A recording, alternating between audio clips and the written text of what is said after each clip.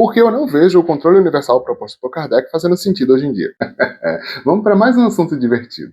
Eu gostei bastante desse comentário do Fils porque ele levanta a necessidade que a gente tem hoje, enquanto movimento espírita, de resgatar a ciência espírita, a racionalidade e, principalmente, o senso crítico na comunicação com os espíritos. E ele menciona o método de concordância universal que foi utilizado por Kardec. Para quem não conhece, isso é descrito por Kardec lá na introdução do Evangelho segundo o Espiritismo e em outros lugares da sua obra. E é uma metodologia proposta para que a gente consiga continuar tendo comunicações confiáveis com os espíritos. É uma forma da gente conseguir também reprodutibilidade nos experimentos científicos do Espiritismo. A ideia é que a gente deve filtrar as informações através de diversas comunicações com médiuns diferentes, em lugares diferentes, procurando obter a mesma informação. Que a gente não deve aceitar imediatamente a comunicação de nenhum médium, não importa o quão confiável ele seja. Que a gente deve cruzar as informações antes de defini-las como bases da doutrina espírita, ou de assumi-las como verdade absoluta, que seja. E que a gente deve, principalmente, evitar divulgar essas informações antes de todo esse processo finalizar. Ou, se for divulgar, divulgá-las como opiniões individuais dos espíritos, ou informações que são passíveis de verificação. Mas eu tenho um problema sério com essa metodologia.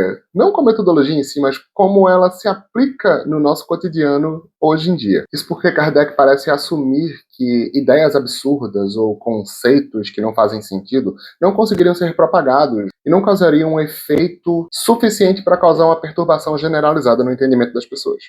Se fosse assim, né? Kardec claramente não levou em consideração o poder do impacto das redes sociais e da internet que a gente tem hoje, onde a gente vê informações sensacionalistas e fantásticas, mas absurdas, como a ideia de que bebê reborn pode servir como casa para espírito obsessor, impactar milhares, talvez milhões de pessoas em uma questão de poucos dias. Entenderam o problema que a gente está enfrentando? Não só a ciência espírita, mas qualquer ciência sofre bastante hoje em dia com a propagação de desinformação. Então não dá mais para a gente assumir que uma ideia absurda que surge numa comunicação aqui no Brasil não vai afetar uma comunicação lá no Japão. Porque, principalmente se ela for publicada de uma maneira irresponsável, como uma coisa que com certeza é verdade, isso pode causar interferência no processo mediúnico de quem assistir aquilo ali. A ciência espírita não é como as outras ciências mais cartesianas, onde exatamente o mesmo resultado pode ser obtido se você seguir aquele conjunto específico de passos, ou onde a gente tem equações muito bem definidas que descrevem os fenômenos observados. A gente depende principalmente da nossa interpretação enquanto seres humanos e da informação que vem de uma outra ferramenta humana que também é muito imprecisa, que é a mediunidade. Um mecanismo que é extremamente sensível a influências externas. Realmente, na época de Kardec, essas influências não eram suficientes para causar um impacto global, mas hoje são. E a gente, enquanto movimento espírita, precisa encontrar novos protocolos e novas metodologias